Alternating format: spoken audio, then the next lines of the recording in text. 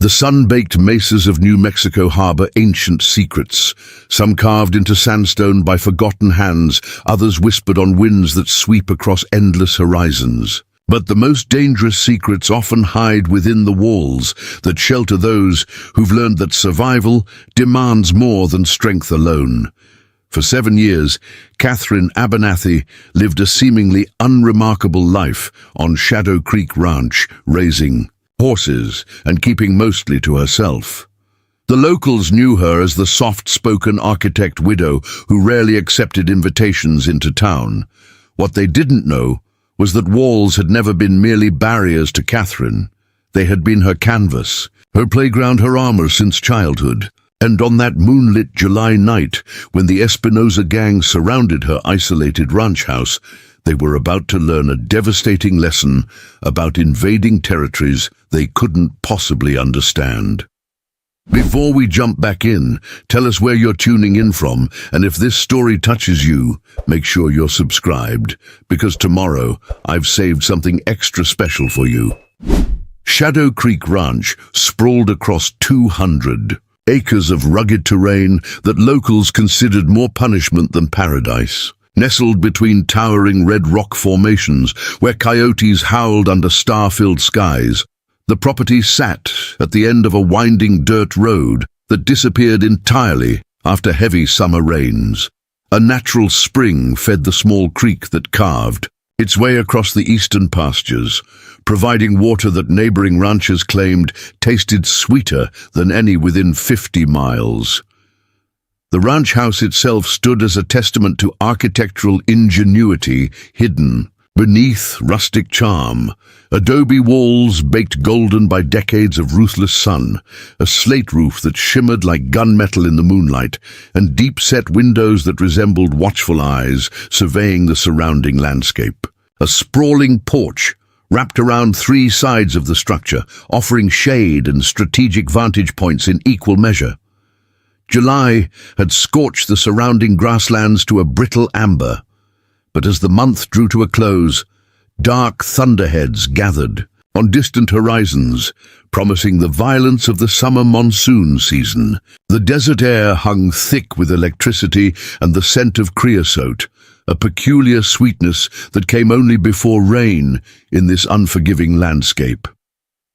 Inside the ranch house, Catherine Abernathy worked with precise movements, her hands carefully adding the final touches to a detailed set of architectural drawings spread across the heavy oak table that dominated her study. At 43, she possessed the confident economy of movement that comes from knowing exactly how space works around you.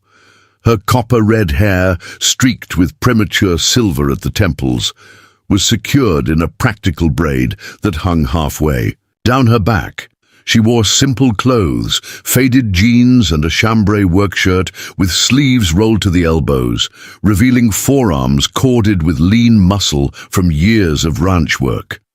The study's interior revealed little of the extraordinary complexity concealed within the ranch house's seemingly straightforward structure. Bookshelves lined the walls, meticulously organized with texts on architecture, engineering, local history, and topographical surveys. Architectural drawings, some yellowed with age, others crisp and new, hung in simple frames alongside topographical maps of the surrounding terrain.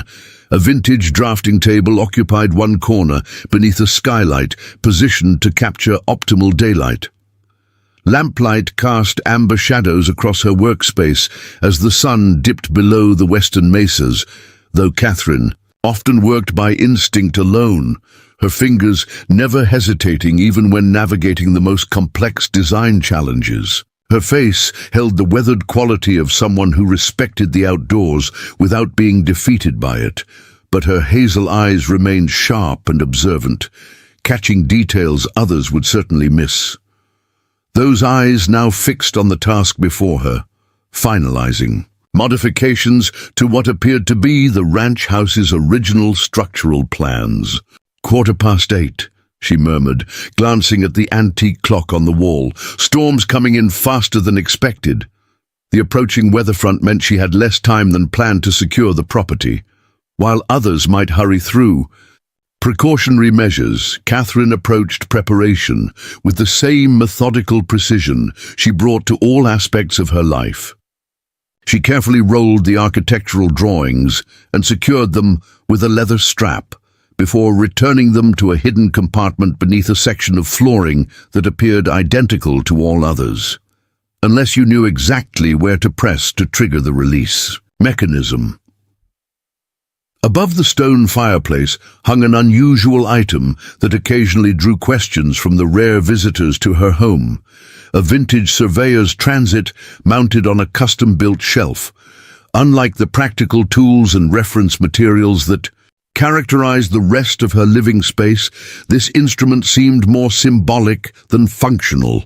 Yet anyone looking closely would notice it was positioned for easy access, maintained with the same care she showed her working drafting tools. James's old transit, visitors sometimes remarked, assuming it belonged to her late husband. Family tradition, was her invariable response, offering nothing more. What she never mentioned was that the transit had never belonged to James Abernathy, nor did she speak of the locked metal case concealed behind the fireplace stone, a hidden compartment containing the original blueprints for what locals had once called the Ghost Maze. The sprawling Harrington estate, where Catherine had apprenticed as a young architect, had gained notoriety for its labyrinthine layout, hidden passages, and rumors of disappearances during its colorful history as both Prohibition speakeasy and temporary military installation. The estate had burned to the ground 15 years ago, but its secrets lived on in Catherine's meticulous documentation and implementation of architectural deception. Catherine finished securing her drawings as the first distant rumble of thunder rolled across the landscape. She moved to light additional lamps but paused, her body instinctively tensing. Instead, she extinguished the one burning lamp. The ranch house fell into near-complete darkness, save for occasional flashes of lightning that illuminated the space in stark, strobing glimpses. To most, the sudden darkness would be disorienting. To Catherine, it transformed the house into a three-dimensional blueprint she carried in her mind. Every wall thickness, every concealed door, every passage and threshold committed to memory through years of deliberate design and construction. While others might stumble through unfamiliar space, she moved with absolute certainty through the home she had systematically modified, wall by wall, room by room, since purchasing the property.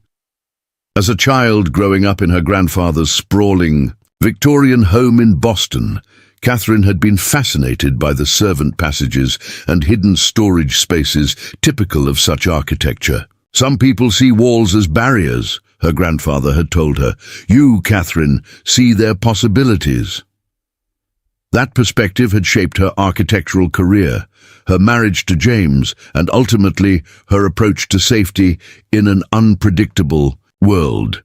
That spatial understanding had served her well professionally, though her most innovative designs, incorporating concealed safe rooms and escape routes for high-profile clients concerned with security, remained proprietary and uncredited in her former firm's portfolio. When she left Boston after James's death, she brought those specialized skills to this remote property where she could implement them without oversight or regulation. The quiet of her evening routine was interrupted by the distant sound of vehicles approaching, unusual for this hour and this location. Catherine moved silently to the north-facing window, her body instinctively staying to one side rather than silhouetting herself against the glass. In the brief illumination of lightning, she caught what more casual observation would have missed. 3 dust-streaked trucks moving slowly along the access road toward her ranch, their headlights extinguished despite the gathering darkness. 3 vehicles traveling without lights, approaching an isolated ranch as night fell and a storm approached. Catherine knew trouble when she saw it. Sheriff Morales had warned her just last week about the Espinosa gang moving through the county. 5, maybe 6 men, he'd said during his visit to check on a property boundary dispute. Preparing and narrating this story took us a lot of time, so if you are enjoying it, subscribe to our channel. It means a lot to us now. Back to the story. Led by Carlos and Miguel Espinosa, been hitting isolated ranches between here and Valencia County, taking valuables, weapons, vehicles, whatever they can move quickly, shot a ranch hand over in Cimarron Canyon who tried to stop them. Catherine had nodded, thanked him for the warning, but said little else. Morales had given her a curious look before leaving. Maybe stay with friends in town for a while, Mrs. Abernathy. Safer that way. The ranch suits me fine, Sheriff, had been her only response. Now, watching the vehicles approach, Catherine mentally catalogued what she knew of the Espinosa gang. From Morales's description and newspaper accounts, the Espinosa brothers had started with cattle rustling after returning from prison, gradually gathering a small crew of like-minded criminals with few prospects and fewer scruples. They'd grown increasingly bold over the past year, moving from livestock theft to armed robbery at isolated properties where resistance was minimal and help was hours away. Catherine moved away from the window with silent efficiency, her steps finding the reinforced floorboards that wouldn't betray her movement with creaks or groans. She had perhaps 10 minutes before they reached the main house. Most women living alone might have panicked. Some might have attempted to flee across the back pastures. Others might have prepared to surrender whatever valuables they possessed in hopes the intruders would take what they wanted and leave without violence. Catherine did none of these things. With calm precision that would have surprised even those who considered themselves familiar with the quiet widow, she moved to what appeared to be an ordinary section of bookshelf near her desk. Her fingers found the disguised pressure plate behind a row of architectural journals, and the entire shelf unit slid silently inward, revealing a narrow recess illuminated by dim, battery-powered lights that activated automatically when the door opened. From within, she removed several items: a Mossberg shotgun that she checked and loaded with practiced hands, a leather bandolier containing additional shells, a handheld radio tuned to the sheriff's department frequency, and finally, a small leather case containing what appeared to be specialty lockpicks and a set of unusual keys that matched no conventional lock.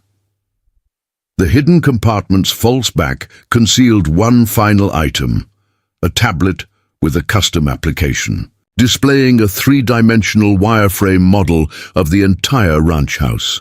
Different pathways illuminated in various colors, showing concealed passages, unusual sightlines, and predetermined defensive positions throughout the structure. Catherine had developed the application during her professional years for high-security clients, but had refined it specifically for this property after making her extensive modifications. As she secured the shotgun and slipped the radio into her pocket, Catherine's thoughts turned to the layout of her ranch house. The structure sat in a small clearing with the horse barn 50 yards to the east, equipment sheds to the south, and her workshop to the west. A split-rail fence encircled the immediate yard, more for aesthetic value than security. The veranda that wrapped around 3 sides offered clear lines of sight in multiple directions. She knew every inch of this property, every loose board in the veranda, every window that could be opened silently, every access point that could be secured or utilized depending on strategic need. Most importantly, she knew the elaborate network of concealed passages, false walls, and hidden rooms she had systematically built into the structure over 7 years of careful renovation. She had chosen this remote property precisely for the freedom it provided to implement her specialized architectural knowledge without permits, inspections, or questions. The vehicles were closer now. Catherine could hear the distinctive rumble of their engines, the crunch of tires on the gravel approach. They had stopped short of the main clearing, maintaining cover behind the equipment sheds, not the approach of neighborly visitors seeking shelter before the storm. Sheriff Morales would be her natural ally, but his office was 30 miles away. in San Miguel, and the approaching storm had likely made the connecting roads treacherous. Even if someone could be sent, help would be hours away. Catherine Abernathy stood alone against whatever approached. She moved through her darkened house with absolute confidence, navigating by memory and the occasional flash of lightning. While others might feel vulnerable in darkness, Catherine operated from complete knowledge of dimensions others couldn't see. Wall thicknesses that concealed passages, structural supports that created blind corners, ventilation systems repurposed as communication channels between distant rooms. Catherine moved to her bedroom, quickly changing into darker clothing, black jeans and a charcoal Henley that would blend with shadows. She pulled on soft-soled boots designed for silent movement, tucked her braid under a dark cap, and returned to the main living area through a concealed door in the closet wall that opened directly into what appeared to be a solid adobe partition. Between rooms, the approaching men had reached the edge of the ranch yard. Catherine observed them through a specially designed observation port disguised as decorative ironwork. 6 men, as she had initially estimated from the vehicle sounds, now fanning out to surround her house. They moved with the confidence of those accustomed to intimidation, with a practiced routine that suggested they'd done this many times before. 2 carried what appeared to be bolt cutters and pry bars, tools for forced entry. The others had handguns visible at their waistbands. A ruthlessly practical part of Catherine's mind noted the tactical advantage she now possessed. They believed they were approaching an ordinary ranch house owned by a solitary widow. They had no concept of the architectural anomalies she had created. Passages that allowed movement between rooms without using hallways, observation points that permitted surveillance from unexpected angles, defensive positions with escape routes built into their design, and deliberate blind spots that would funnel intruders exactly where she wanted them. Catherine took a position behind a specially reinforced section of wall with a concealed viewing port that gave her a commanding view of the main entrance. The men had completed their encirclement of the house, moving with the coordinated efficiency of those who had performed similar operations before. Their leader, a tall man with a distinctive silver belt buckle visible even in the dim light, gestured for 2 men to approach the front door, while the others maintained positions covering potential escape routes. Remember, this ranch lady's supposed to have a collection of her husband's guns, and that architect money, she heard the leader say, his voice carrying clearly through the acoustically engineered ventilation system she had installed. Take everything. That looks valuable. No shooting unless you have to. What about the woman, Carlos? Asked one of the men, a heavy-set figure whose boots scraped heavily across the gravel. We'll see, replied the leader. Carlos Espinoza, Catherine presumed. Might be useful to have her tell us if anything's hidden. If not, he left the implication hanging in the night air, charged with approaching thunder. Catherine's expression hardened. She had spent 7 years building a secure life after losing James to violence that had been as deliberate as it was unexpected. She had chosen this isolated location not from fear, but because it offered the freedom to create something few would understand. A home where architecture itself became both shield and weapon. Now these men threatened everything she had carefully constructed. She moved silently to a position near the front entrance as the first heavy knock sounded, followed by a falsely friendly voice. Hello inside. Travelers caught in the storm. Could use some shelter until it passes, ma'am. Catherine stood perfectly still, watching through a pinhole surveillance point specifically designed to observe the front porch. The flare gun now in her hand remained steady, though she had other weapons positioned strategically throughout the house.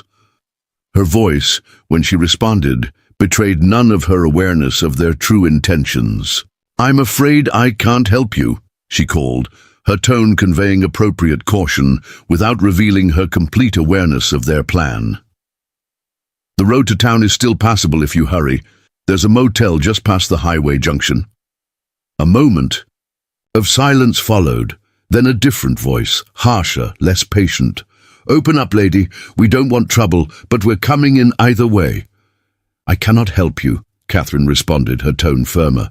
"Please leave my property now." The men exchanged muttered words she couldn't quite catch. Then footsteps retreated from the door. Catherine knew this wasn't surrender. They were moving to their secondary approach.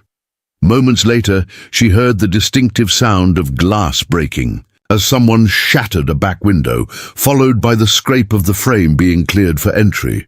Most defenders would now be dividing their attention. Uncertain where the actual entry would occur, their effectiveness diminished by having to guard multiple access points simultaneously. Catherine, however, moved with purpose through concealed passages built between the ranch home's walls. Though slender, these passages had been precisely engineered to allow comfortable movement while remaining entirely hidden from conventional inspection. She tracked the intruders through strategically placed observation ports and acoustic channels that carried sound from specific areas to monitoring points throughout the structure.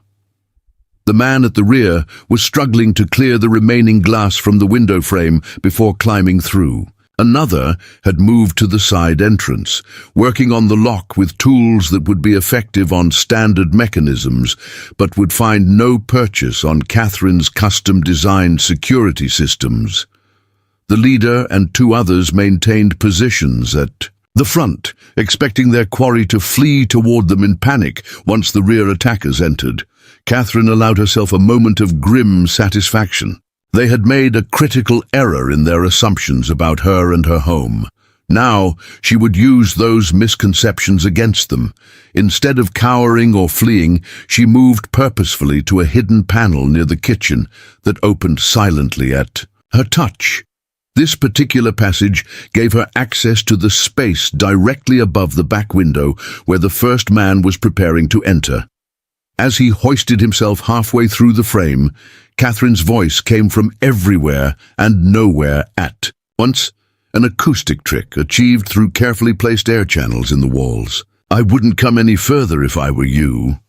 The man froze, legs dangling awkwardly through the window, head swiveling as he tried to locate the source of the voice that seemed to surround him. "What the—" "Back out slowly," she instructed, her voice calm but leaving no room for negotiation. "Tell your friends that this ranch is not the easy target they imagined." The intruder hesitated, then called out with false bravado, "Just a scared woman playing games, boys. I'm coming in." Catherine sighed. She had offered a chance for retreat. Now a demonstration was necessary.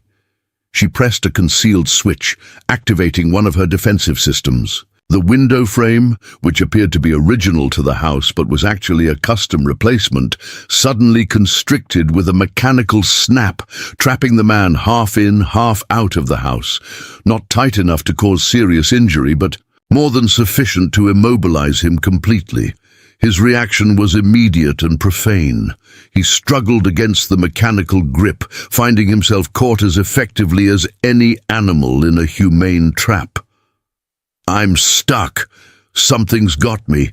Get me out of here." Outside, Catherine heard rapid movement and confused voices as the others registered this unexpected development. She used their momentary disorientation to move to another position through the concealed passage network, emerging into the main living room through what appeared to be solid adobe wall but was actually a perfectly balanced pivot door.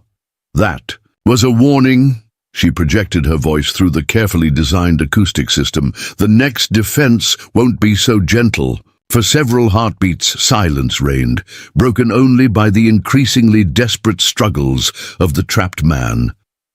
Then Carlos Espinosa's voice carried from outside, its earlier false friendliness replaced with cold calculation. "Seems we found ourselves an unusual widow," he called. "I'm impressed, Ma'am, but you're still alone against 6, and we have your house surrounded. Why not be reasonable? We'll take what we came for and leave you unharmed." Catherine moved to another observation port, tracking Espinosa's position by the distinctive silver belt buckle that caught occasional flashes of lightning. In the darkness, that rendered the surroundings unfamiliar to the intruders, she navigated with absolute certainty through the home she had designed specifically for this possibility. "You're making assumptions, Mr. Espinosa," she replied, satisfaction flickering briefly as she noted his startled reaction to her knowledge of his name. "First, that you have me surrounded. Second, that you understand this house. Neither is correct." As if to emphasize her point, Catherine activated another hidden mechanism. The main porch steps, which had appeared perfectly normal when the men crossed them minutes earlier, silently reconfigured, the center section dropping 6 inches below normal height while maintaining its appearance in the darkness. Anyone rushing the front entrance would inevitably stumble, precisely as the heavyset man did when Espinosa ordered him forward. He crashed to the ground with a startled cry, his weapon skittering across the porch boards. Before the echoes of his fall had faded, Catherine had already moved to another position, anticipating the angry response that came in the form of random gunfire toward windows, bullets embedding harmlessly in specially reinforced shutters that had appeared merely decorative moments before. The night erupted into chaos as the Espinosa gang realized they faced an adversary unlike any they had encountered before, one who controlled not just her defense but the very ground on which they stood, who knew their positions despite their attempts at concealment, who turned architecture itself into an active defense where they had expected passive barriers. What none of them yet understood was that this confrontation had only begun, and Catherine Abernathy was in her element. The true reckoning would unfold in the coming hours, as a widow who understood hidden passages better than these men understood their own intentions taught them the devastating cost of their terrible miscalculation. 15 years before the Espinosa gang arrived at Catherine Abernathy's doorstep, she had been an entirely different woman with an entirely different name. Catherine Hughes stood at the center of the Harrington Estate's infamous East Wing, surrounded by bewildered contractors clutching blueprints that no longer matched the walls around them. At 28, she carried herself with the confident authority of someone who understood spatial relationships better than human ones. Her copper hair was cropped short then, practical, professional, unremarkable, just as she preferred. "The supporting wall can't simply be missing," the head contractor insisted, tapping his rolled plans against his thigh in frustration. "It's load-bearing for the entire section."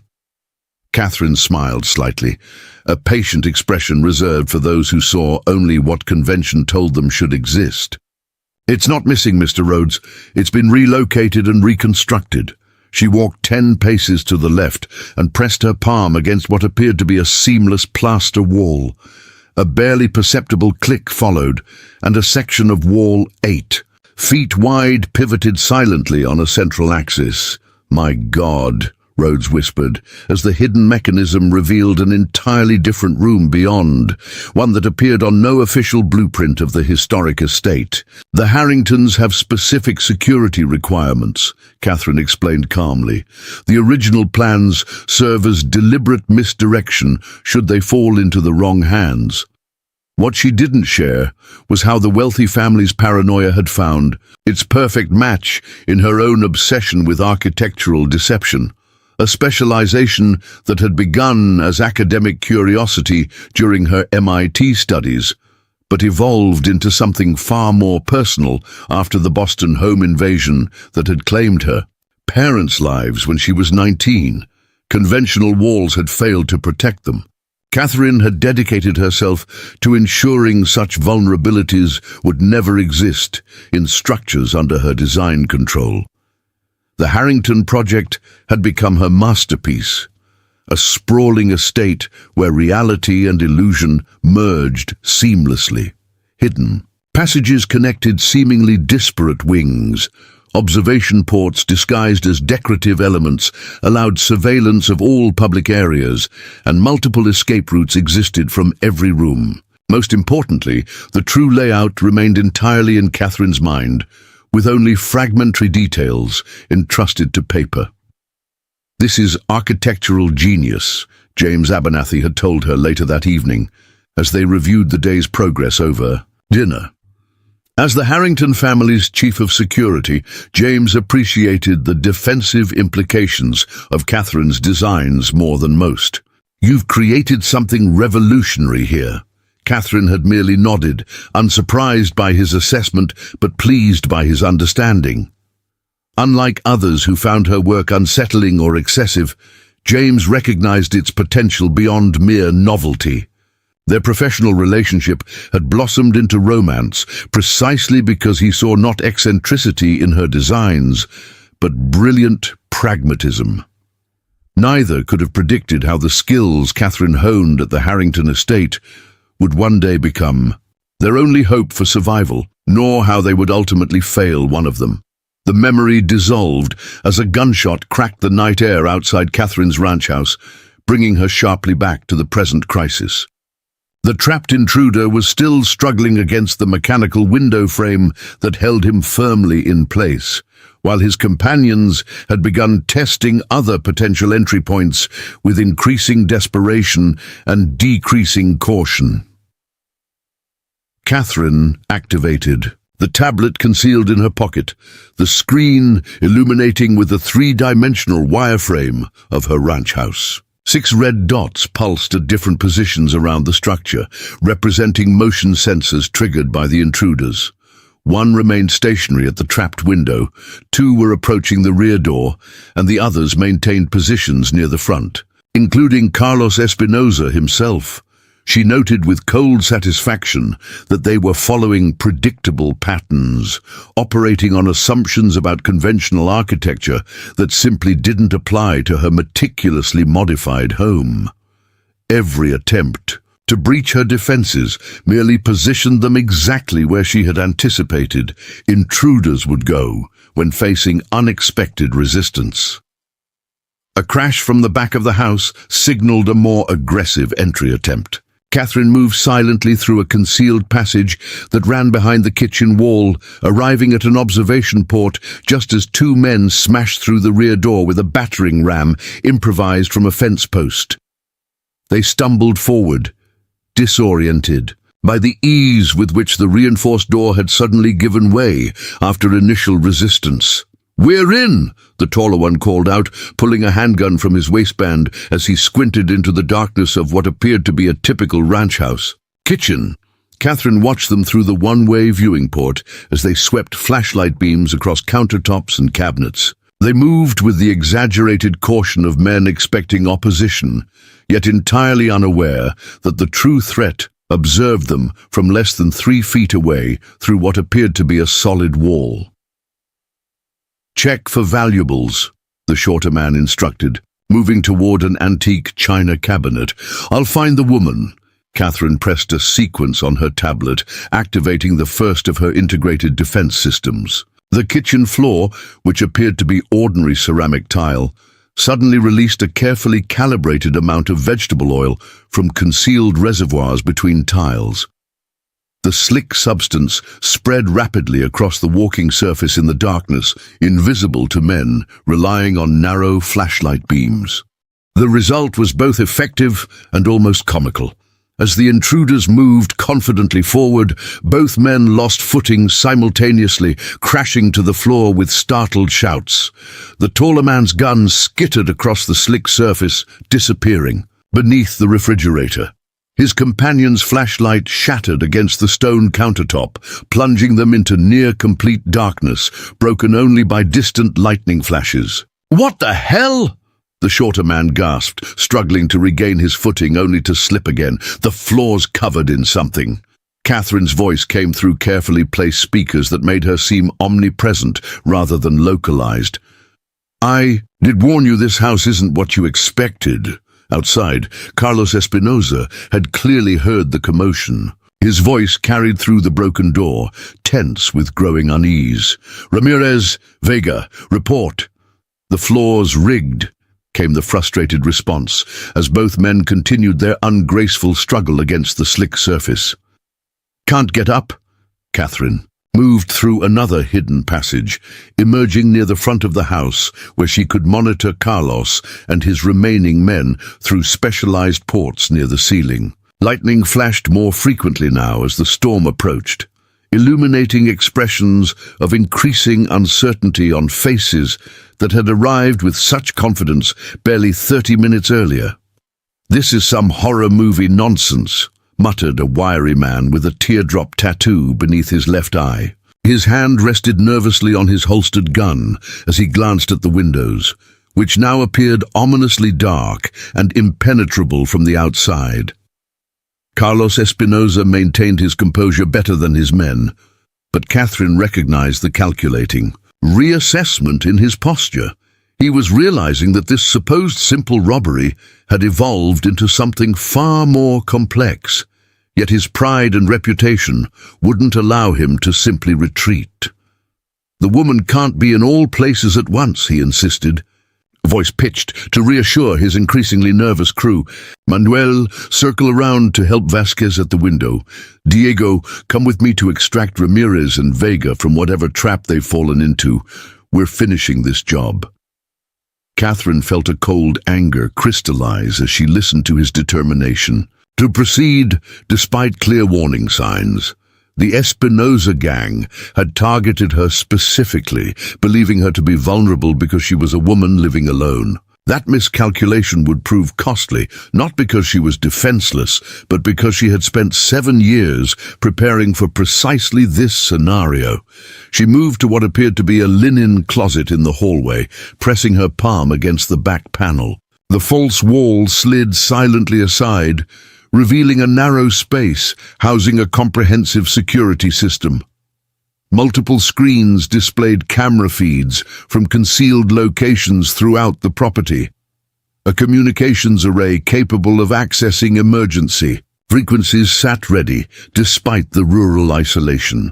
Most importantly, a master control panel allowed Catherine to activate or deactivate each of her defensive mechanisms independently. Sheriff Morales had once remarked that her remote location made her vulnerable to those with criminal intentions. He couldn't have known that Catherine had transformed that supposed vulnerability into her greatest strength. Here, far from building codes and inspections, she had implemented security features that would never have been permitted in conventional construction. Features developed during her years designing protective architecture for clients who valued security above all else. Catherine activated the exterior lighting system with a single command. Powerful floodlights strategically positioned around the property blazed to life simultaneously, transforming the night-shrouded landscape into harsh daylight that left the intruders completely exposed. The sudden brilliance, after prolonged darkness, temporarily blinded the men outside, triggering confused shouts and instinctive gunfire at perceived threats that existed only in their dazzled vision. "Kill the lights!" Carlos shouted, shielding his eyes as he stumbled toward the porch. "Shoot them out!" Catherine watched dispassionately as the men fired wildly at the reinforced fixtures, wasting ammunition on hardened targets specifically designed to withstand such attacks. Each light housing contained a secondary strobe that activated when damaged, creating a disorienting pulse that further compromised the intruder's already challenged vision. "Time to end this farce," Catherine murmured to herself. She had given the multiple opportunities to retreat, demonstrated her defensive capabilities without causing serious harm, and still they persisted. More direct measures were now justified. She returned to the main control panel and initiated her integrated address system. When she spoke, her voice projected simultaneously from multiple locations across the property, making it impossible for the intruders to pinpoint her location. "Mr. Espinosa!" Catherine's voice carried clearly above the chaos of disoriented men and sporadic gunfire. "I've contacted the sheriff's department. They're dispatching units to this location now." This was a calculated lie. The approaching storm had disrupted regular communications, and Catherine knew help remained hours away at best. But the gang had no way to verify this claim, and the psychological impact proved immediately effective. The men outside exchanged alarmed glances, their confidence further eroded by this apparent development. "That's not possible," Carlos called. Back though uncertainty had crept into his voice. "Phone lines were cut before we arrived." "I don't rely on conventional systems, Mr. Espinosa," Catherine responded, allowing a trace of professional pride to color her tone. "This property has redundancies you couldn't possibly have anticipated." Inside the kitchen, Ramirez and Vega had finally managed to navigate the oil-slick floor by removing their boots and using cabinet handles to pull themselves upright. They moved with exaggerated caution toward the doorway, clearly eager to escape the booby-trapped room. Catherine observed their progress through her security feeds. They would emerge into the main hallway in approximately 30 seconds, potentially, joining forces with Carlos and Diego approaching from the front. This convergence would give the intruders a momentary psychological advantage through increased numbers, a development Catherine had anticipated in her defensive planning. She pressed another sequence on her control panel, activating the hallway separation system. A section of ceiling silently descended at precisely the midpoint of the corridor, creating an impenetrable barrier between the two groups. The panel appeared to be solid oak, matching the hallway wainscoting, but its core contained reinforced steel capable of withstanding significant force, another architectural deception disguised as decorative period detail. The timing proved perfect. Ramirez and Vega emerged from the kitchen just as the barrier completed its descent, effectively trapping them in the rear section of the house, separated from their companions. Simultaneously, Carlos and Diego found their advance blocked when they approached from the front entrance. "What the hell is this place?" Diego exclaimed, pounding ineffectively against the barrier. His voice carried clearly through Catherine's monitoring system, revealing growing panic beneath his anger. Carlos appeared more thoughtful than frightened, studying the descended panel with professional assessment. "This isn't some random ranch house," he concluded, speaking quietly to Diego. "It's a fortress disguised as a home." For the first time since their arrival, Catherine felt a flicker of genuine concern. Unlike his men, Carlos Espinosa recognized the true nature of her defenses, not as improvised tricks, but as integrated systems designed by someone with professional expertise. This understanding made him more dangerous than his companions, who still believed they faced clever but limited opposition. Catherine moved to another observation position, one that provided a direct line of sight to Carlos. The gang leader was now examining the front entrance with heightened attention, his fingers tracing the doorframe with the assessment of someone searching for hidden mechanisms. "You're not just an architect's widow," Carlos called out, his voice carrying a new note of realization. "You're the architect." Catherine remained silent, unwilling to confirm his insight, though it struck uncomfortably close to truth. Through her monitoring system, she watched as Carlos examined his surroundings with growing comprehension. "The Abernathy firm in Boston," he continued, piecing together information even as he spoke. "They specialized in security design for high-value targets, but they never credited individual architects, client confidentiality." Catherine felt a chill as Carlos systematically dismantled the carefully constructed anonymity she had maintained. For years, few people made the connection between her quiet existence in New Mexico and her former prominence in specialized architectural circles. The Espinosa gang's targeting of her property had seemed random, based on isolation and perceived vulnerability, but Carlos's knowledge suggested something more deliberate. "How do you know about my former firm?" Catherine finally responded, calculating that engagement might reveal valuable information about his unexpected knowledge. Carlos smiled slightly, the expression visible through her observation port. Let's just say we have mutual acquaintances, interested in certain designs that never became public, particularly those involving the Harrington estate.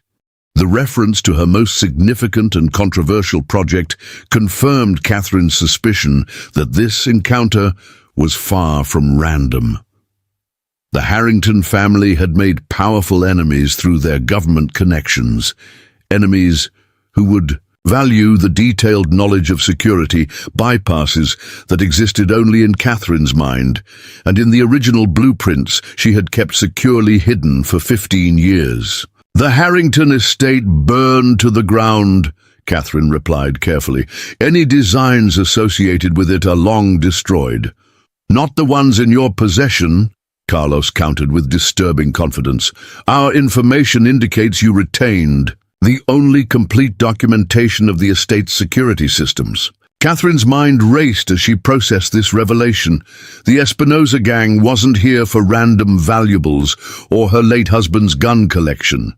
They had been sent specifically for her architectural documentation of a property with national security implications. The question remained, who had sent them, and how had they tracked her to this remote location after years of careful anonymity? The storm chose that moment to arrive in full force. Thunder cracked directly overhead as rain began to pound against the roof with percussive intensity. Lightning illuminated the property in stuttering bursts, adding a dramatic backdrop to the standoff unfolding within and around the ranch house.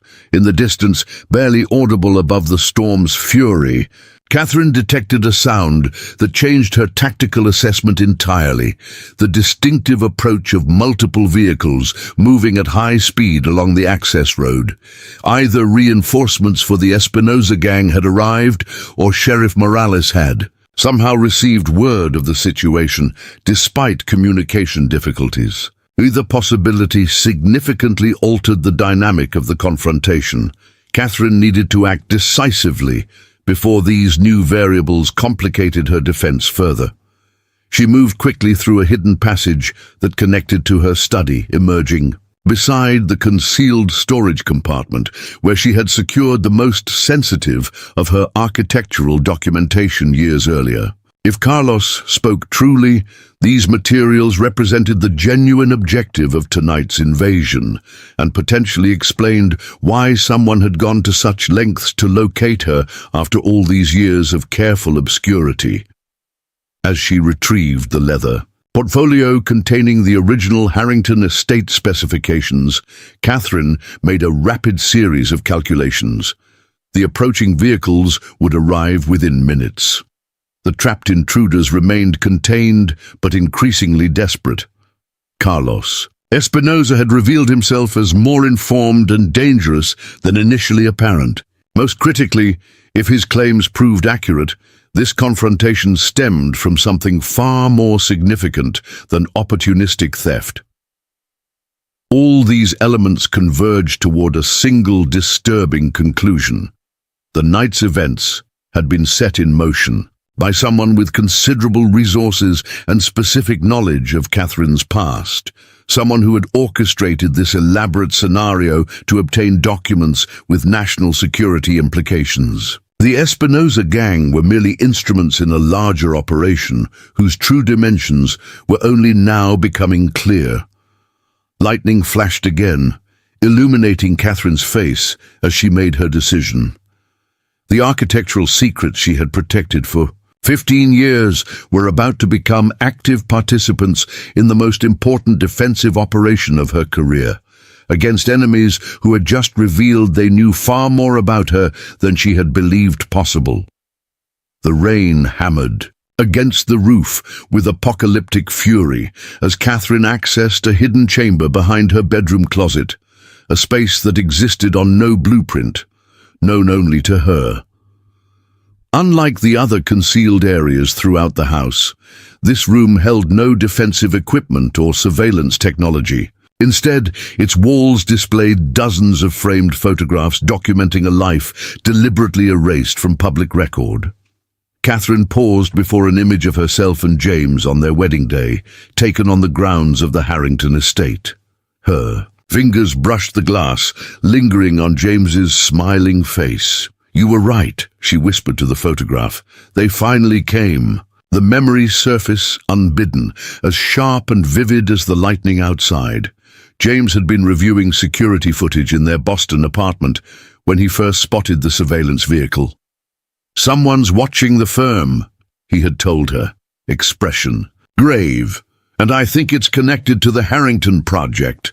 3 weeks later, the estate had burned to the ground under suspicious circumstances, destroying not only a masterpiece of security architecture, but also claiming 3 lives, including Victor Harrington himself. The official investigation ruled it accidental, but James had been convinced otherwise. "They'll come for the plans eventually," he had warned during their hurried relocation to New Mexico. The estate contained more than just innovative security features. The Harringtons were protecting something in that East Wing, something people are still looking for. Catherine had dismissed his concerns as paranoia born from trauma. Now, 7 years after losing him to what she'd believed was a random carjacking, his predictions were materializing with terrifying accuracy. She moved to a steel cabinet disguised as a vintage wardrobe and retrieved a final item, a worn leather journal containing James's meticulous notes about the Harrington investigation. He had continued privately until his death. The journal documented connections between Victor Harrington's government contracts, missing classified materials, and several shadowy international figures, including one name that sent a chill through Catherine's spine: Alejandro Vega. If Vega was connected to tonight's invasion, the stakes were exponentially higher than she had initially calculated. The international arms dealer had been linked to intelligence operations across 3 continents, always managing to maintain plausible deniability through layers of intermediaries. Could Carlos Espinosa be working for Vega? The timing suggested more than coincidence. Last month's newspaper had reported Vega's expansion into southwestern operations, establishing connections with local criminal enterprises to facilitate cross-border movements. The Espinosa gang's sudden elevation from cattle rustling to targeted acquisition aligned perfectly with external backing from someone with considerable resources. Catherine had no time to fully process these implications. The approaching vehicles had reached the property's edge, their headlights sweeping across the rain-soaked yard in rhythmic pulses. Through her monitoring system, she observed 3 black SUVs with darkened windows, their common make and model suggesting professional coordination rather than random reinforcements. Her tactical situation had deteriorated significantly. The Espinosa gang presented a manageable threat, local criminals with limited training and equipment. These new arrivals represented something else entirely, the kind of specialized teams that well-funded operations deployed when failure wasn't an option. Catherine moved swiftly through the concealed passageway that connected to her central security hub, mind racing through contingency plans she had developed but never expected to implement. Most focused on defending against conventional threats, burglars, home invaders, even local criminal organizations. None had anticipated professional extraction teams potentially backed by international interests. As she reached the hub, a deafening explosion rocked the western side of the house. Catherine stabilized herself against the passage wall, dust drifting down from suddenly stressed joints in the structure. The security feeds revealed the source. The new arrivals had breached the equipment shed, detonating what appeared to be a shaped charge against its common wall with the main house. "Amateur hour is over," Catherine muttered, recognizing the tactical upgrade these reinforcements represented. The Espinosa gang had attempted conventional entry through doors and windows. These newcomers were creating their own access points with military precision. She needed to adapt immediately. Catherine pulled up the house's structural schematics, on her central monitor, quickly identifying the breached area. The explosion had compromised the western wall, but hadn't yet penetrated the secondary reinforcement she had installed precisely for such scenarios. That barrier would buy her minutes at most. Through intercepts from the property's surveillance system, she caught fragments of radio communication from the newcomers. Primary targets are the blueprints, and the architect, Espinosa team, has failed to secure, terminate with extreme prejudice if she resists. The clinical detachment in their voices confirmed her worst fears. These weren't mere criminals seeking valuable documents. They were professionals executing an operation with clearly defined objectives. And she was one of those objectives. Catherine accessed her emergency protocols, initiating a sequence she had designed but hoped never to use. Throughout the house, concealed compartments sealed automatically, securing the most sensitive materials behind barriers that would require specialized equipment to breach. Simultaneously, her custom server began systematically overwriting digital records with randomized data, a scorched earth approach to information security. "You're not what they're expecting either," she said to the house itself, activating the property's most sophisticated defensive capabilities. Over 7 years of methodical work, Catherine had transformed the ranch house into something unprecedented. Architecture that could actively respond to threats rather than serving as passive protection. Structural elements could reconfigure to create or eliminate access points. Environmental systems could deploy defensive countermeasures ranging from non-lethal deterrents to more permanent solutions. Most importantly, the house's seemingly conventional layout masked a carefully engineered capacity for asymmetric defense against superior numbers. Catherine had never designed the property to win a direct confrontation with professional attackers. She had designed it to make the cost of victory unacceptably high. Outside, the new arrivals had established a perimeter, their tactical discipline evident in their methodical approach.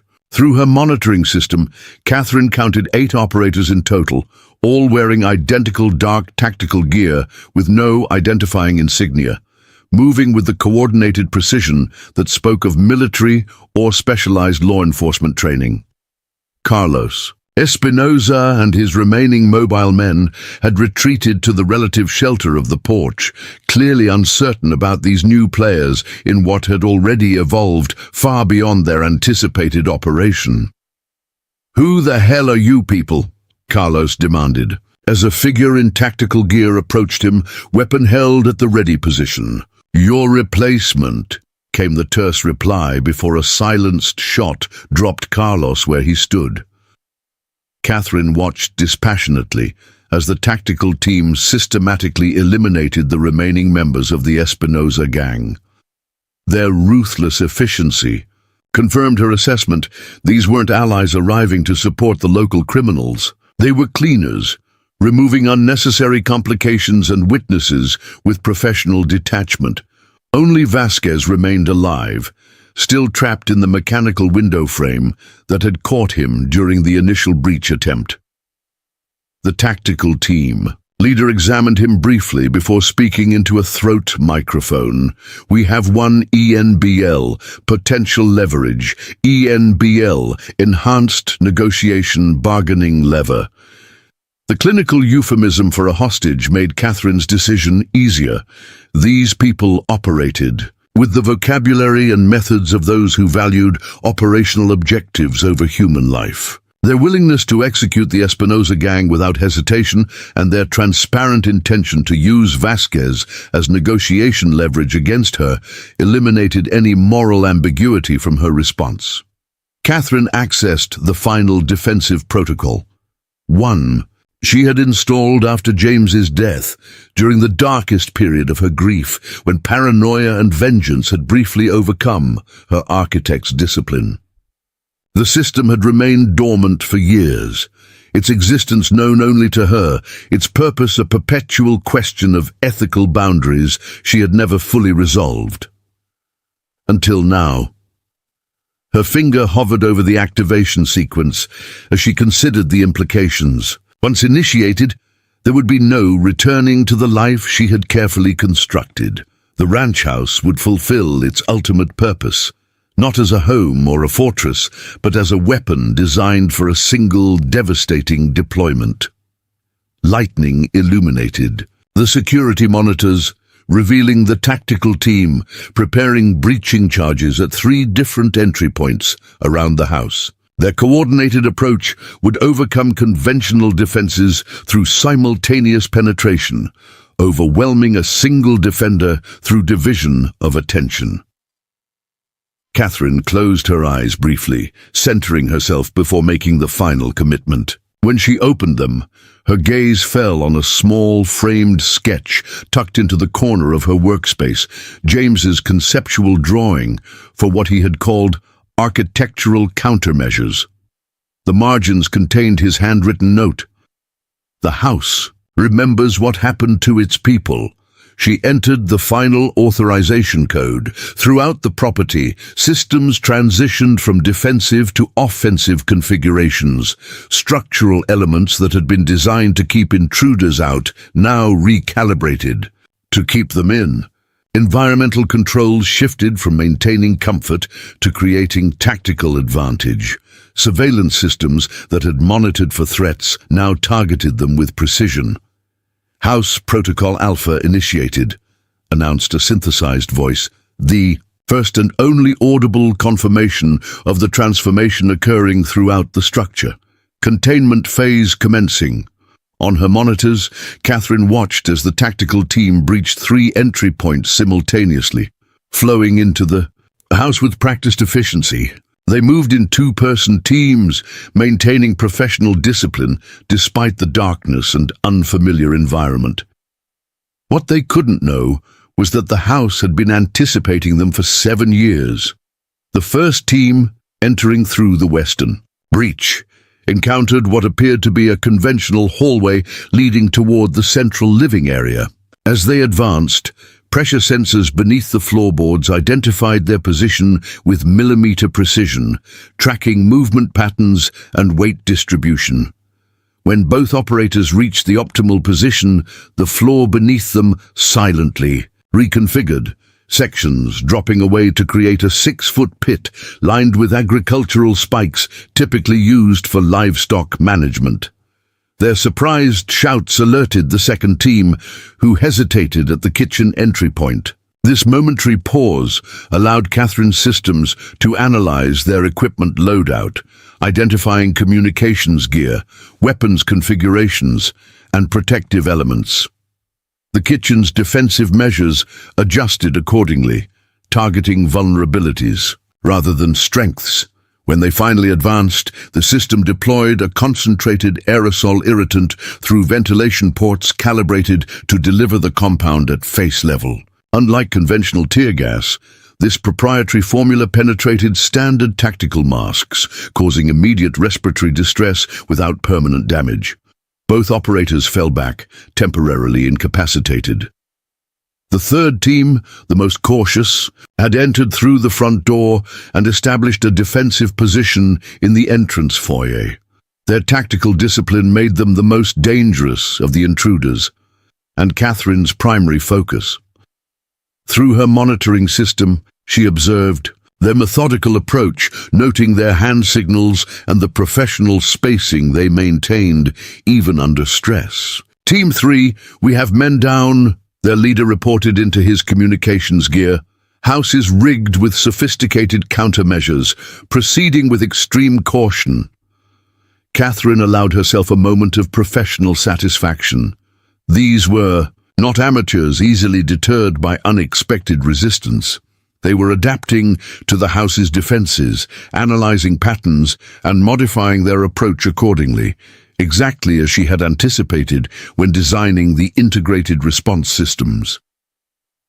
Now came the critical phase of her defense. Catherine had never intended to defeat such opponents through conventional means. Her strategy relied on psychological disorientation rather than direct confrontation, transforming the environment from a passive battleground into an active participant that learned from each engagement. She activated the secondary environmental controls. Throughout the house, lights began to pulse at irregular intervals, creating disorienting strobe effects calibrated to interfere with depth perception. The integrated sound system simultaneously deployed infrasonic frequencies tuned just below human hearing threshold. Vibrations scientifically demonstrated to induce anxiety, discomfort, and perceptual distortion. On her monitors, Catherine watched. The team leader's hand moved to his ear, his expression betraying the first signs of unease. The infrasonic assault was having its intended effect, creating cognitive dissonance between perceived and actual threat levels. "We need to complete this extraction now," he ordered, voice tense with the strain of maintaining professional composure under increasingly hostile environmental conditions. "Find the architect, find the blueprints, 5-minute extraction window." The tactical operators advanced deeper into the house, fighting growing disorientation as the architectural countermeasures intensified. Walls that appeared solid revealed themselves as false barriers when tested. Doors opened onto spaces entirely different from those indicated by the structure's external geometry. Corridors that should have connected primary rooms instead led to carefully engineered dead ends or looping paths that returned disoriented intruders to their starting points. Catherine had designed the house to become increasingly labyrinthine under threat conditions, not through actual structural changes, but through the systematic manipulation of human perception and environmental cues. The defensive systems didn't need to physically transform the space. They merely needed to disrupt the intruder's cognitive mapping abilities enough to render conventional tactical approaches ineffective. As she monitored their deteriorating coordination, Catherine prepared for direct confrontation. The house's defenses had performed precisely as designed, separating the tactical operators and undermining their cohesion. Now, disoriented and increasingly frustrated, they would make the critical error she had anticipated from the beginning.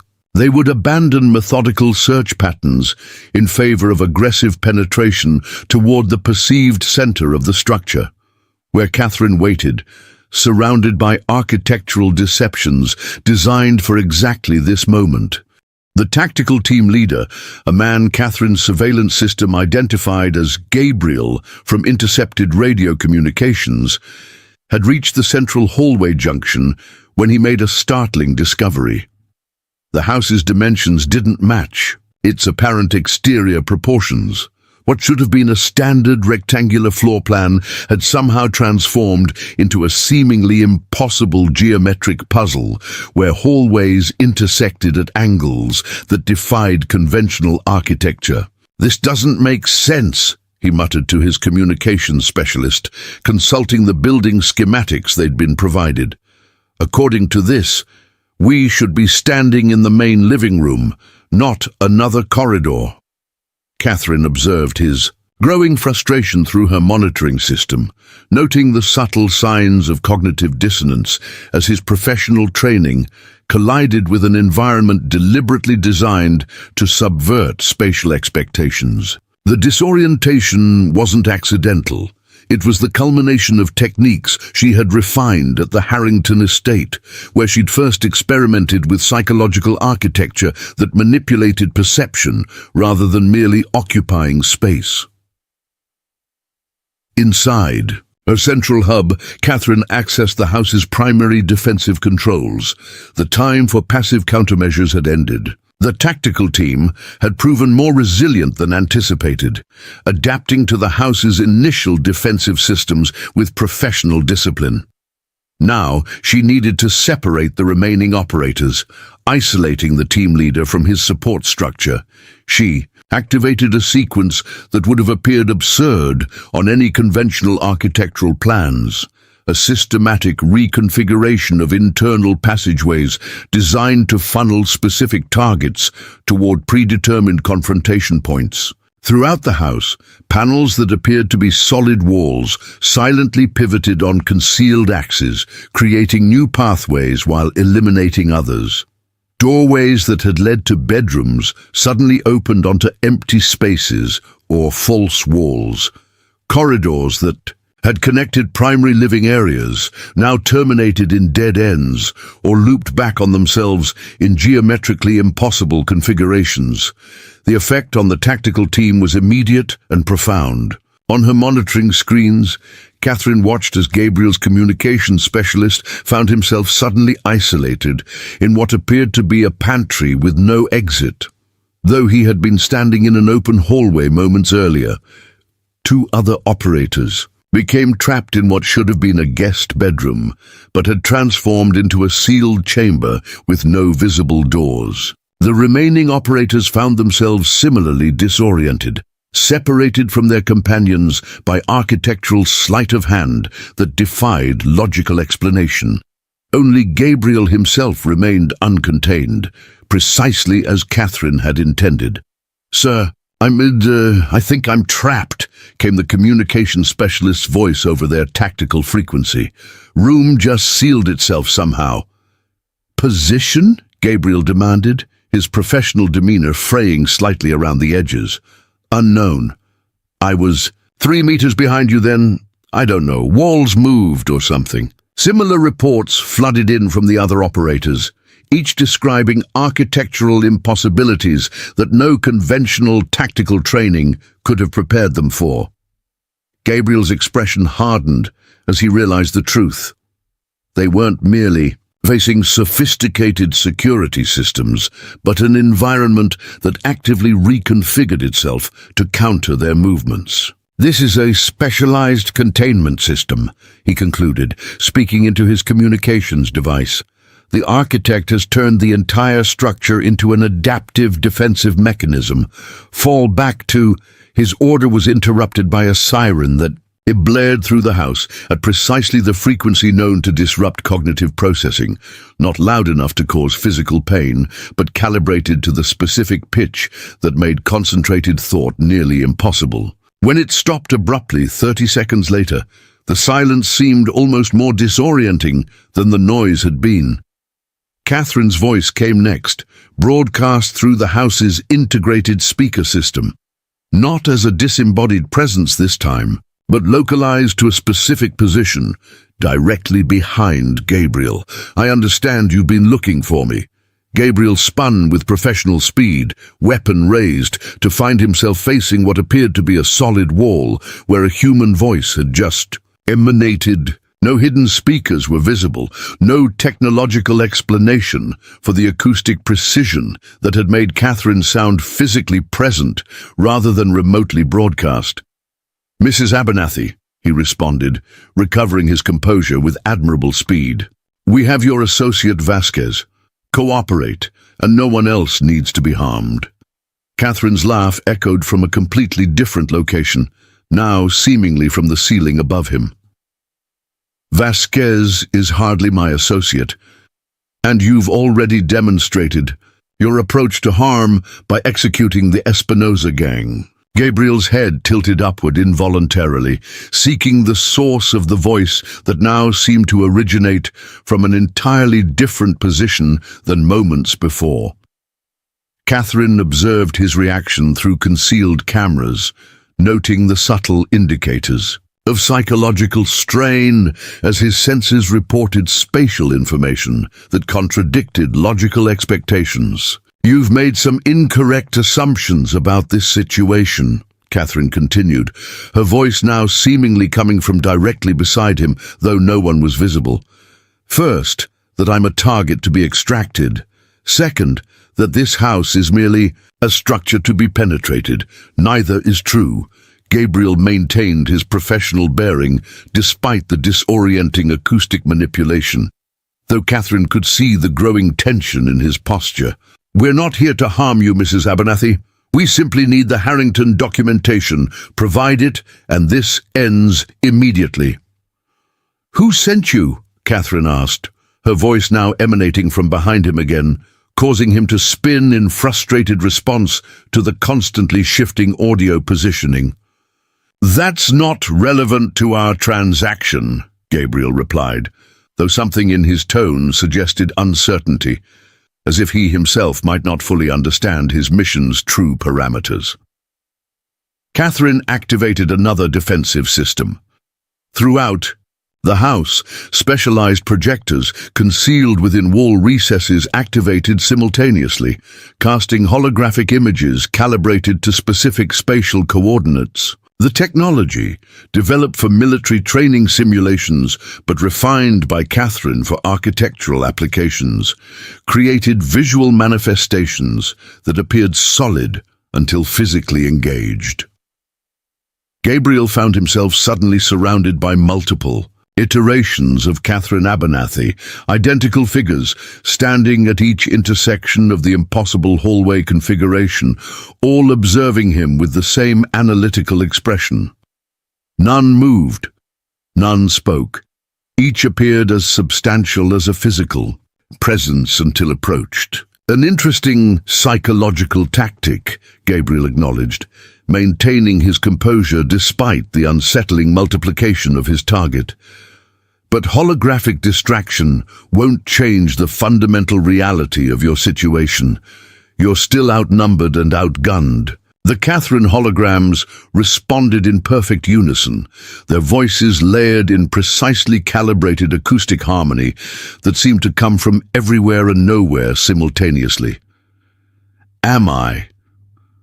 Outside the ranch house, the storm had reached its apocalyptic peak.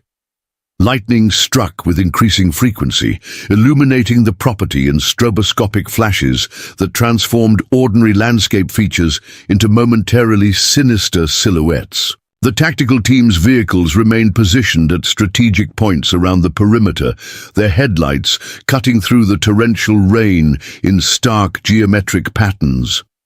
What those lights failed to reveal, however, was the arrival of an unmarked helicopter maintaining position just beyond the ridgeline to the east, its presence masked by the storm's fury and sophisticated sound-dampening technology that rendered its rotors nearly silent, even at operational speed. Inside the ranch house, Catherine monitored this development through specialized sensors installed throughout the property. The helicopter's arrival introduced a new variable into her defensive calculations, one that suggested the operation against her had multiple layers of contingency planning. If the tactical team failed, this aerial asset likely represented either extraction for the primary team or deployment of secondary operators. She needed to accelerate her timeline. The house's defensive systems had successfully contained or separated most of the tactical operators, but Gabriel himself remained mobile and increasingly adaptable to her psychological countermeasures. His continued resistance suggested specialized training beyond standard tactical operations, possibly indicating experience with unconventional warfare or counterintelligence. Catherine abandoned the holographic distraction approach, shutting down the projectors simultaneously. The multiple images of herself vanished, leaving Gabriel momentarily disoriented by their sudden disappearance. Before he could reorient, Catherine activated the final phase of her defensive strategy, direct confrontation under conditions entirely of her design. The floor beneath Gabriel suddenly reconfigured, sections elevating or descending by precise increments to create a gently sloping path that led inevitably toward what appeared to be a conventional study door at the corridor's end.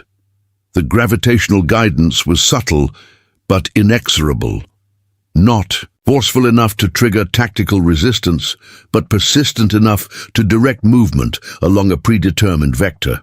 The tactical team leader, a man Catherine's surveillance system identified as Gabriel from intercepted radio communications, had reached the central hallway junction when he made a startling discovery.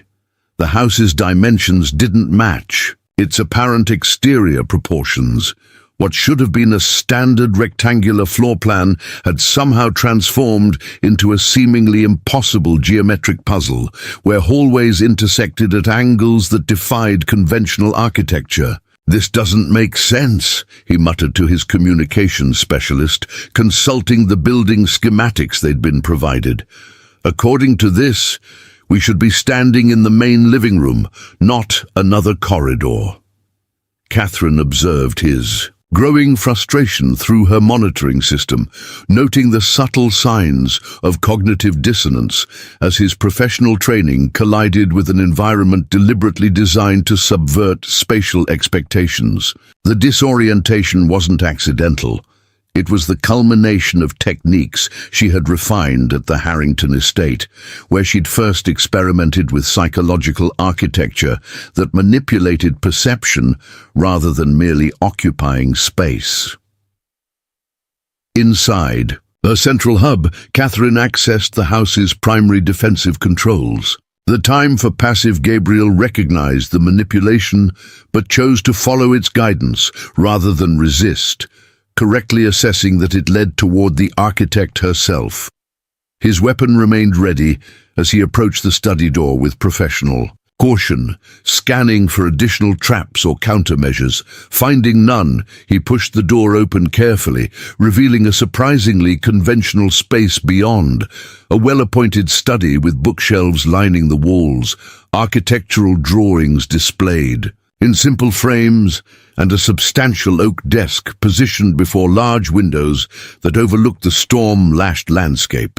Behind the desk sat Catherine Abernathy herself, posture relaxed, hands visible on the desktop surface. "I expected someone more imposing," Gabriel admitted, weapon trained steadily on Catherine as he assessed the room for additional threats or hidden defenses. "Most people do," Catherine replied, with the faintest suggestion of a smile. "That expectation has proven tactically advantageous throughout my career." Gabriel maintained his position near the doorway, unwilling to advance further into a space that had almost certainly been designed as an elaborately camouflaged trap. "The Harrington documentation. Where is it?" "Not here," Catherine answered simply. "Not anywhere you or your employers will ever find it." A flash of genuine anger broke through Gabriel's professional facade. "You don't understand what's at stake. The Harrington designs contain structural vulnerabilities in 17 federal facilities constructed between 2005 and 2008. Catherine finished for him. "Security bypass methodologies applicable to diplomatic installations on 3 continents. Architectural countermeasures implemented in classified research facilities that remain operational to this day." She leaned forward slightly. "I designed them, Mr. Gabriel. I understand precisely what's at stake." Gabriel's expression shifted almost imperceptibly, surprised that she knew his name, but more significantly, recognizing that her knowledge extended far beyond what a mere architectural consultant should possess about classified implementations of her designs. "Then you understand why we need those documents," he replied, recalibrating his approach based on this new information. "National security concerns supersede individual. If national security were genuinely your concern," Catherine interrupted, "you would have arrived with federal credentials and a legitimate warrant, not a tactical team that executed civilians." Without hesitation, for the first time, Gabriel appeared momentarily uncertain, as if reconciling contradictory aspects of his own mission parameters. "My orders come from legitimate authorities." "Do they?" Catherine asked. "Or do they come from Alejandro Vega, using compartmentalized intelligence channels to obscure his objectives?" The name triggered a reaction that Gabriel couldn't entirely suppress, a momentary widening of the eyes that confirmed Catherine's suspicion. The tactical operator might believe himself to be working for legitimate government interests, but somewhere in the operational chain of command, Vega had inserted his influence. "Whoever sent you," Catherine continued. They didn't tell you everything about this property or why the Harrington documentation matters. They certainly didn't explain what happened to my husband when he discovered the connection between Vega and certain compromised intelligence assets. Gabriel maintained his professional demeanor despite this revelation, but Catherine could see the microscopic indications of internal conflict. The cognitive dissonance of a professional operator confronting the possibility that his mission might serve objectives contrary to those he had been led to believe. My orders are clear, he insisted, though with subtly diminished conviction. Secure the documentation and extract the architect. And if the architect refuses, then termination is authorized. Catherine nodded, unsurprised by this confirmation of what she had already deduced from the tactical team's operational patterns. Before you attempt that, perhaps you should ask yourself why an extraction team was sent for architectural documentation that supposedly burned in a fire 15 years ago, or why Alejandro Vega remains so interested in blueprints for a structure that no longer exists. She leaned forward slightly, hands remaining visible on the desktop. The Harrington estate wasn't merely an innovative security design, Mr. Gabriel. It was constructed specifically to conceal evidence of operations that certain government officials would prefer remain buried. Operations involving weapons grade, materials diverted through Vega's network and never recovered. Gabriel's expression remained controlled, but Catherine detected the subtle indicators of someone processing information that conflicted with operational briefings. You're attempting to manipulate me. I'm offering context your mission briefing. Deliberately omitted, Catherine corrected. The tactical team, the helicopter holding position beyond the eastern ridge, the elimination of the Espinosa gang as witnesses. This isn't about national security. It's about covering up a connection that leads directly to individuals currently holding positions that would be compromised by the documentation Vega believes I possess. A subtle shift in Gabriel's posture suggested her mention of the helicopter, which should have been unknown to her, had further undermined his certainty. The sophisticated detection systems Catherine had integrated throughout the property provided information advantages that continued to place him at a tactical disadvantage despite his apparent physical control of the immediate situation. Even if what you're saying is true, Gabriel responded, professional discipline reasserting itself, my orders remain unchanged. Then execute them, Catherine replied simply, or consider the possibility that you're being used as an instrument in an operation with objectives contrary to the oath you've taken. The standoff had reached its critical inflection point. Catherine had deployed her final gambit, not architectural, deception or technological countermeasures, but the most unpredictable and potentially powerful variable in any tactical scenario: human doubt. Lightning flashed again, momentarily illuminating the study in harsh, shadowless clarity. In that fractional second of perfect visibility, Gabriel's gaze flickered to something behind Catherine, something that transformed his expression from professional detachment to stunned recognition. On the wall behind her desk hung a framed photograph that standard tactical assessment would have categorized as irrelevant personal memorabilia. The image showed a younger Catherine standing beside her husband James at what appeared to be a military ceremony. But what had captured Gabriel's attention wasn't Catherine or James. It was the third person in the photograph, a distinguished-looking, older man whose hand rested on James's shoulder in a gesture of mentorship and approval. General Richards, Gabriel whispered, recognition dawning in his expression. My husband's commanding officer, Catherine confirmed, and the man who initiated the original investigation into the Harrington-Vega connection, an investigation that ended with James's death and the general's convenient stroke 3 weeks later.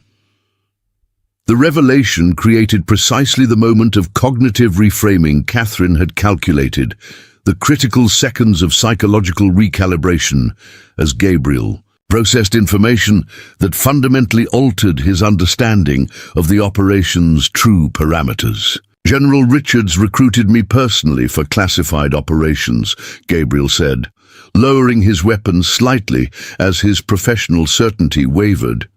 He was a patriot. He was, Catherine agreed, which is why he couldn't ignore what we discovered. About the Harrington project, thunder shook the house as Catherine opened the leather portfolio she'd retrieved earlier. Inside weren't architectural blueprints, but photographs, official documents, and handwritten notes, evidence compiled over years of meticulous investigation. This isn't about building plans, she explained, sliding a document across the desk. It's about what was hidden beneath the east wing of the estate, a temporary storage facility for weapons-grade materials being diverted through shell companies connected to Vega. Materials that officially never existed and officially never disappeared. Gabriel approached cautiously, tactical training warring with professional curiosity as he examined the document. A shipping manifest with security classifications he immediately recognized as legitimate. His expression shifted subtly as he processed its implications. These signatures, he began, recognition dawning, include 3 people currently holding cabinet-level positions, Catherine completed. People who authorize the diversion of weapons materials through unofficial channels, then orchestrated the Harrington estate fire when General Richards began asking questions. The revelation struck Gabriel with almost physical force. His mission parameters suddenly appeared in a different light, not national security preservation, but evidence elimination, targeting the sole surviving witness to a classified conspiracy.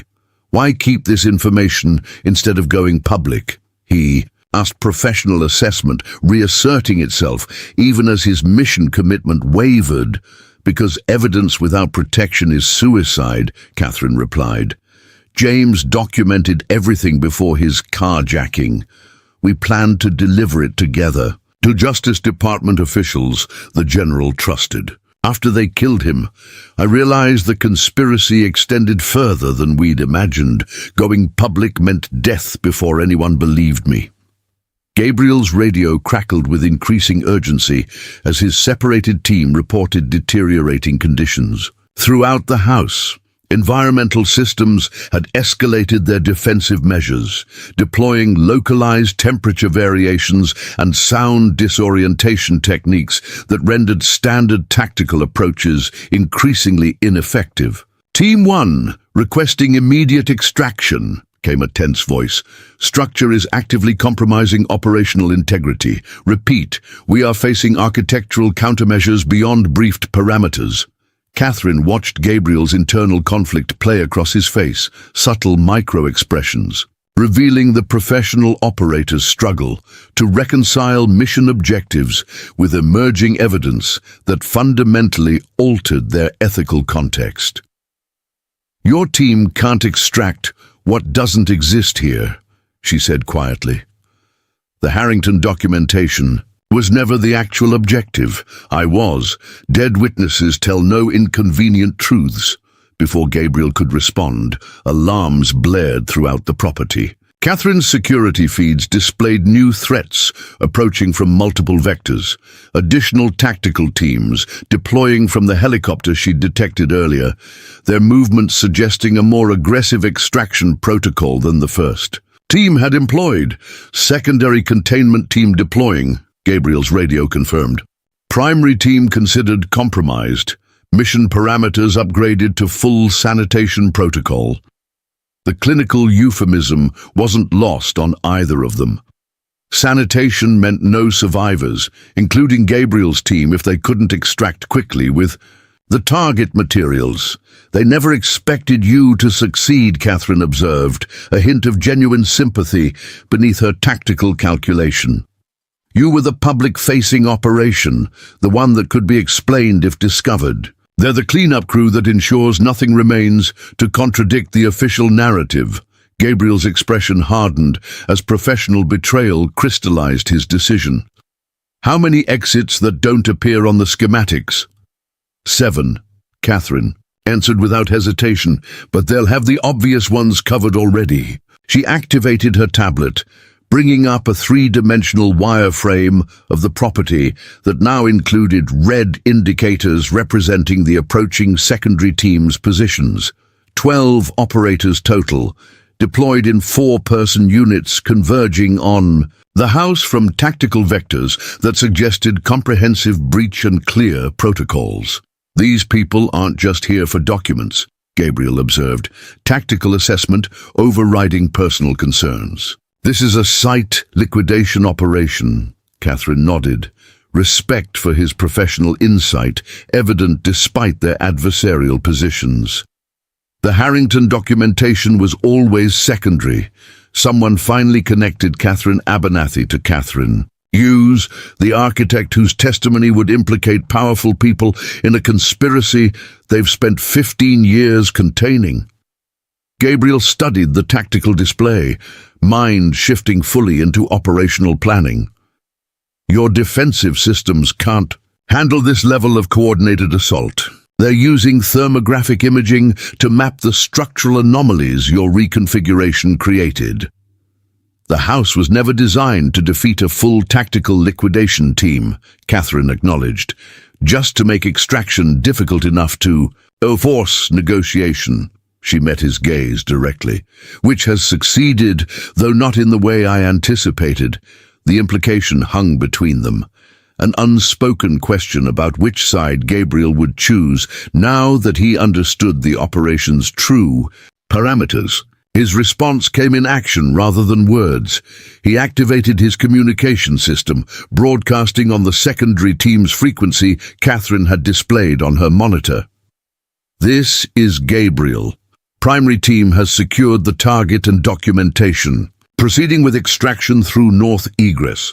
Secondary team maintain perimeter security only. Repeat, maintain perimeter only."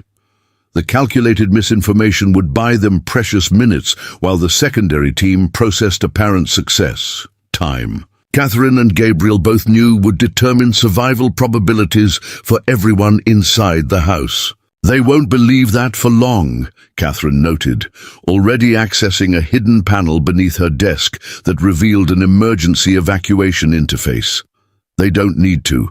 They just need to hesitate while we implement a more permanent solution." Gabriel secured his weapon and approached the desk. "What's your contingency plan?" For the first time, Catherine allowed genuine surprise to show in her expression, quickly replaced by tactical reassessment. "The evidence is stored off-site. I can access it remotely if we reach my workshop.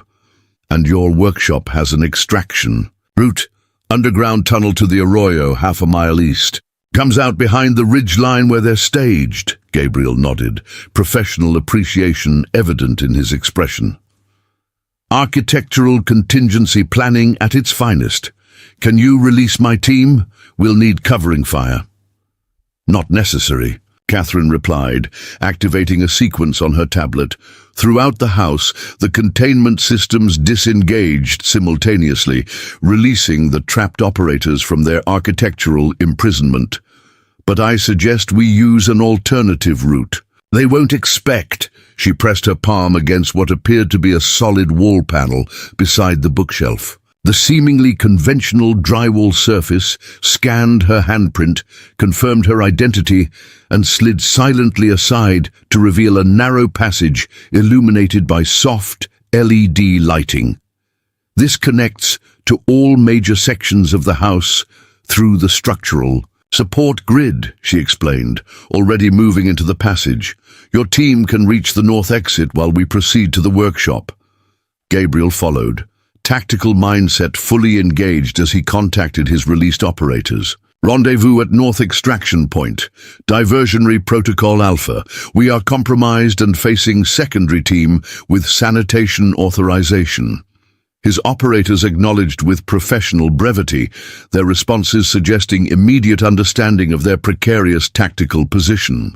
Catherine led Gabriel through the narrow passage, navigating a complex network of interconnected spaces, concealed within what conventional architecture would consider impossible tolerances between structural elements. "You built all this yourself?" Gabriel asked as they descended through a vertical shaft equipped with industrial ladder rungs. "Over 7 years," Catherine confirmed.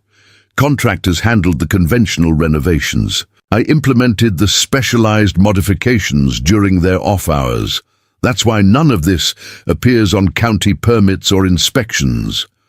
Rural New Mexico has its advantages for those who value privacy and self-sufficiency. They emerged into what appeared to be a conventional workshop filled with woodworking tools, construction materials, and architectural modeling equipment.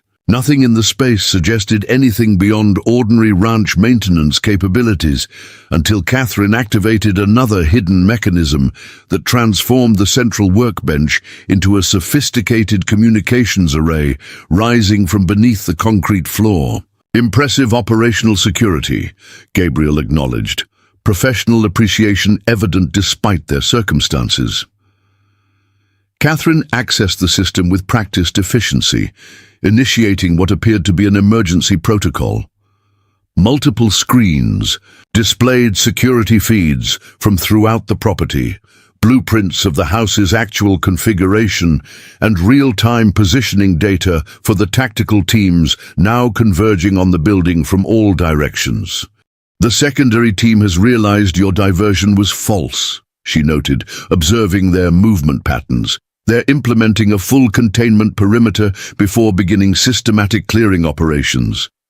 Gabriel accessed his tactical radio, listening to encrypted transmissions that confirmed her assessment. "They've designated everyone inside as expendable, including my team. Standard protocol when operational security is compromised," Catherine observed without judgment. "Your team represents a liability now that they've witnessed evidence contradicting their mission briefing." Before Gabriel could respond, the workshop's exterior sensors detected movement approaching from multiple vectors. The secondary team had identified the structure as a potential exfiltration point and was moving to secure it before proceeding with the main house. "Our exit window is closing," Catherine noted, activating another sequence on her system. "Tunnel. Access is behind the compressor unit." Gabriel moved to the indicated position, helping Catherine slide the heavy equipment aside to reveal a concealed hatch integrated seamlessly into the concrete floor. As they worked, the secondary team's approach became more evident, tactical movement visible on the security feeds as they established preliminary positions around the workshop.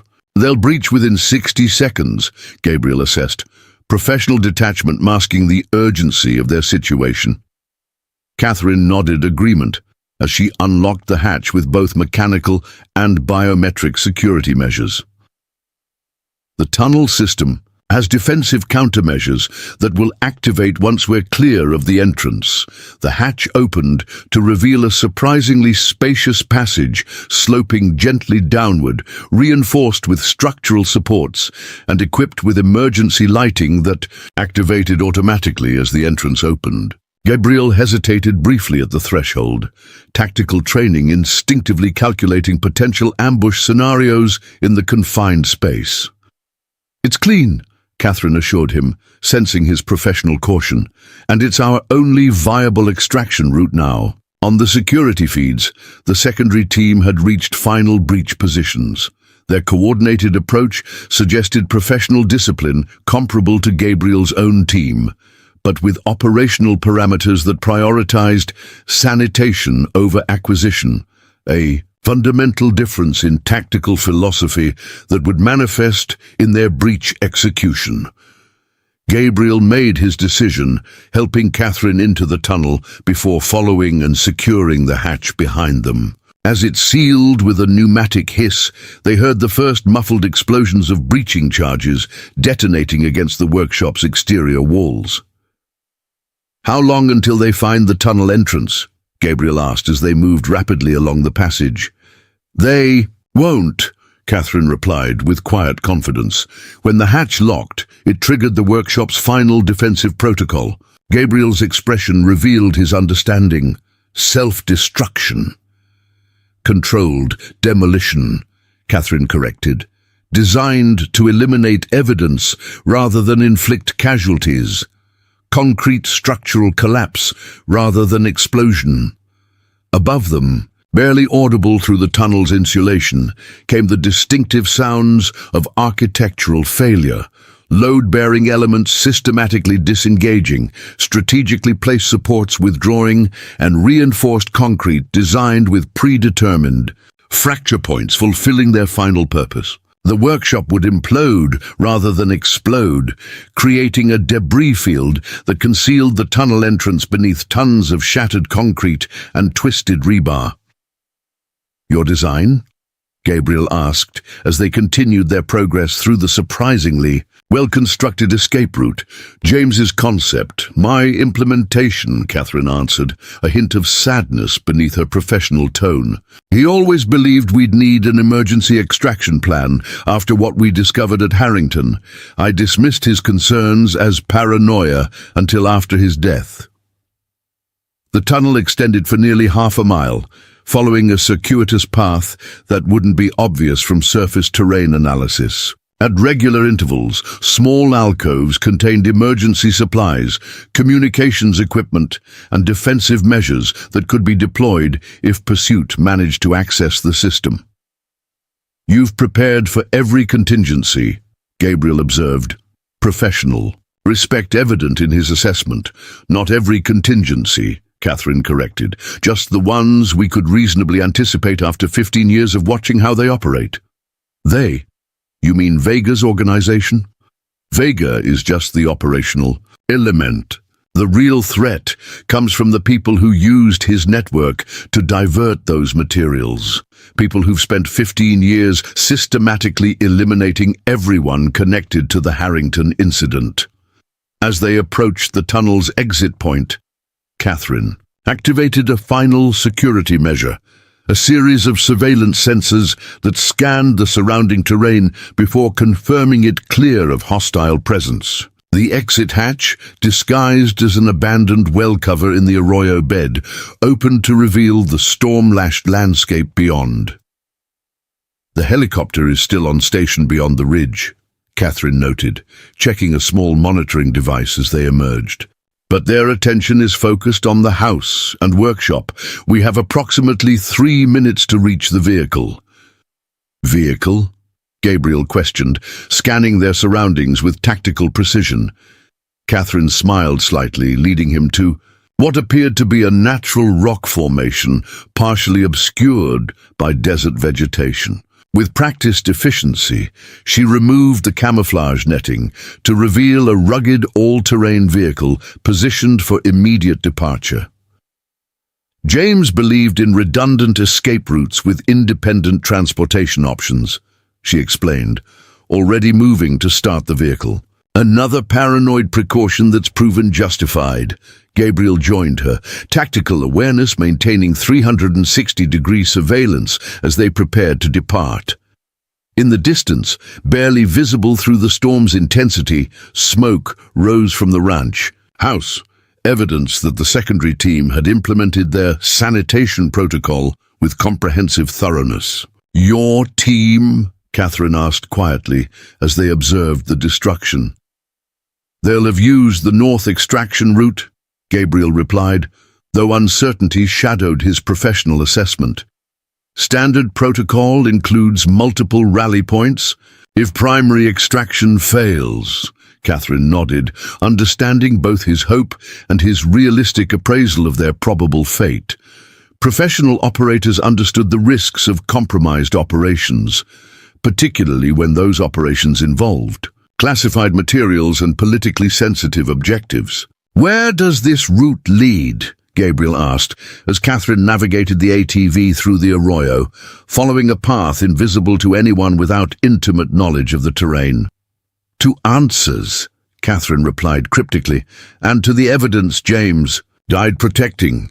Evidence that will finally expose the truth about what happened at the Harrington estate."